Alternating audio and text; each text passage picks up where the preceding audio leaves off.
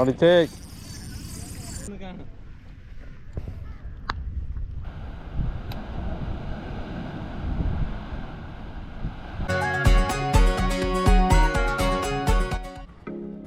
ഇതൊരു ചെക്ക് ഡാമാണേ. ഫിഷിങ്ങിനായിട്ട് വന്നതാണ്. Check dam എന്ന് വെച്ചാൽ ആറ്റിൽ പരിധിയിൽ കൂടുതൽ വെള്ളം വന്നാൽ അത് ഓവർഫ്ലോ ചെയ്ത് കടലിലേക്ക് വീഴാനും വേലിയേറ്റ സമയത്ത് കടലിൽ നിന്ന് ആറിലേക്ക് വെള്ളം തിരിച്ചു കയറാതിരിക്കാനുമുള്ളൊരു നിർമ്മിതിയാണിത്. ഇതിവിടെ കുറ്റച്ചാല എന്ന് പറയുന്ന ഒരു തരം മീനാണ് കേട്ടോ. പക്ഷേ ലൂറിലോ തീറ്റയോ ഒന്നും ഇതെടുക്കത്തില്ല. അതുകൊണ്ട് ചൂണ്ടയിൽ കിട്ടുന്നത് വളരെ അപൂർവമായിരിക്കും. ഈ ഒരു ഭാഗത്ത് ആറും കടലുമായിട്ട് ബന്ധപ്പെട്ട് കിടക്കുന്നതുകൊണ്ട് തന്നെ വറ്റയുടെ ആക്ടിവിറ്റി വളരെ കൂടുതലാണ് ഇവിടെ. ഇത് ബ്രാവോയുടെ അൾട്രാ ലൈറ്റ് റോഡാണ്. അതുപോലെ യൂസ് ചെയ്യുന്ന റീലെന്ന് വെച്ചാൽ FX 2500 ആണ്.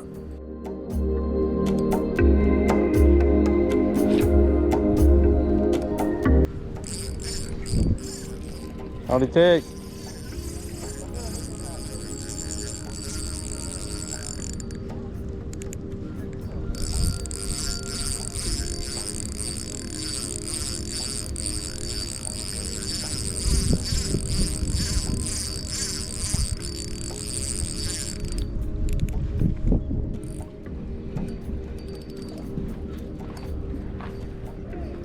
പാമ്പ് പാമ്പ്. ഇത് നമ്മുടെ നാട്ടിൽ മുരൽ എന്നറിയപ്പെടുന്ന മീനാണ് കേട്ടോ. മുരൽ. മീന് പിടച്ചപ്പോൾ അതിൻ്റെ ദേഹത്ത് രണ്ടാമത്തെ ത്രിബിൾ ഹുക്കായിട്ടുണ്ട്. ഇപ്പോൾ അവന് പിടയ്ക്കാൻ കൂടി പറ്റുന്നില്ല.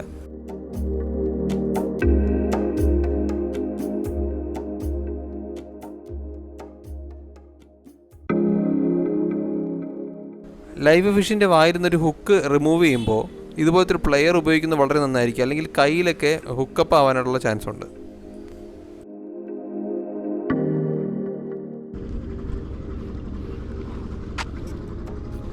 ഡാമിൻ്റെ വരമ്പത്ത് നിന്ന് ഒരു ചേട്ടന് ചൂണ്ടൽ കിട്ടിയതാണേ. ഒരു കിലോ സൈസുള്ള ഒരു വറ്റയാണിത്.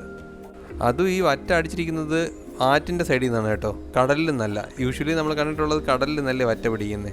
ഇത് ആറിൻ്റെ സൈഡിൽ നിന്നാണ് കിട്ടുന്നത്.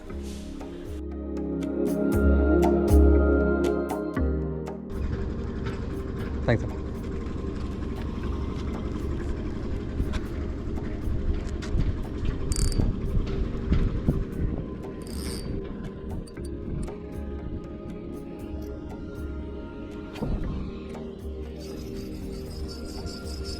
കുറച്ചധികം നേരം നമ്മൾ അവിടെ നിന്ന് കാസ്റ്റ് ചെയ്തായിരുന്നു. പക്ഷേ ഒരു സ്ട്രൈക്കൊന്നും ഇല്ലായിരുന്നു, അതുപോലെ ആക്ടിവിറ്റീസ് ഒന്നും ഇല്ലായിരുന്നു. അപ്പോൾ നമ്മൾ അടുത്ത സ്ഥലത്തേക്ക് പോവുകയായിരുന്നു.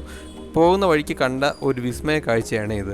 തിരയുടെ ആധിക്യം കുറയ്ക്കാനായിട്ട് ഈ കോൺക്രീറ്റ് കട്ടകൾ തീരത്തോട് ചേർത്തിടും. അപ്പോൾ തിരയുടെ ആക്രമണം കുറയും. ഇത് മറ്റൊരു തരത്തിലുള്ള സീവേവ് ബ്രേക്കറാണ്. ഇതിൻ്റെ എല്ലാം കൺസ്ട്രക്ഷൻ ഇവിടെ നടക്കുന്നുണ്ടായിരുന്നു. തീരത്തോട് ചേർന്ന് ഇതിടുന്നത് കൊണ്ട് ചൂണ്ടക്കാർക്കും ഒരു ഗുണമുണ്ട്. കാരണം ഇതിൻ്റെ ഇടയ്ക്ക് ചെമ്പല്ലി, ഹമൂർ പോലുള്ള മീനുകളും അതിവസിക്കുന്നുണ്ടായിരിക്കും. വീഡിയോയിൽ കാണുന്നത് പോലെയൊന്നുമല്ല, ഇതിൻ്റെ വലിപ്പവും ഭാരവും അതിഭയങ്കരമാണ്.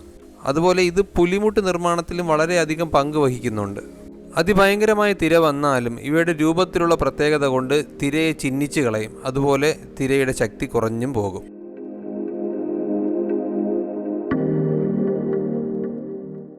ബൈക്കിനെ ഹിറ്റാച്ചിയുടെ തണലിൽ പാർക്ക് ചെയ്തിട്ട് ചൂണ്ടയിടാനായിട്ട് ഞങ്ങൾ വീണ്ടും ഇറങ്ങിയായിരുന്നു.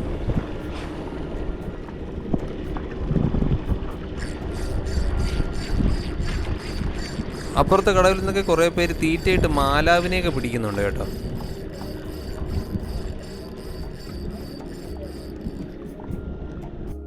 നട്ടുച്ച നേരമാണ്, ഹെവി ചൂടാണ്. അതുകൊണ്ട് ചൂണ്ടക്കാർ വെള്ളം കൊണ്ടുവരണം. വെള്ളം കൊണ്ടുവന്നിട്ട് ബോട്ടിൽ ഇവിടെ ഉപേക്ഷിച്ച് കളയരുത്, തിരിച്ച് ദയവായി കൊണ്ടുപോവുക. വെള്ളത്തിനടിയിൽ ഒരു മീൻ പോകുന്നത് കണ്ടായിരുന്നു, നീല കളറിൽ. അത് ക്ലാത്തിയാണ് കേട്ടോ. വേറെ ഒരു പറ്റ മീൻ വരികയാണേ. ചെറിയ മീനാണ്, എന്താണെന്ന് അറിയില്ല. പറ്റമായിട്ട് പോവുക. വെള്ളത്തിൻ്റെ തെളിച്ചം കണ്ടോ. മീനിന് ഇങ്ങനെയൊക്കെയുള്ള കണ്ടീഷനിൽ സ്ട്രൈക്കിങ് കുറവായിരിക്കും. കുറച്ചധികം നേരമായിട്ട് കാസ്റ്റ് ചെയ്യുന്നു, പക്ഷേ റിസൾട്ടൊന്നുമില്ല. ഫിഷിൻ്റെ ആക്ടിവിറ്റി നന്നേ കുറവ്. പണി നടക്കുന്നുണ്ടാവണം, ഫിഷിൻ്റെ ആക്ടിവിറ്റി നന്നേ കുറവ്. പക്ഷെ എന്നാലും 1-2 സ്ട്രൈക്ക് കിട്ടി. പക്ഷേ ഒന്നും കറക്റ്റായിട്ട് ഫിഷ് ഓണായിട്ട് കിട്ടിയില്ല. അപ്പോൾ that's it guys. See you next video.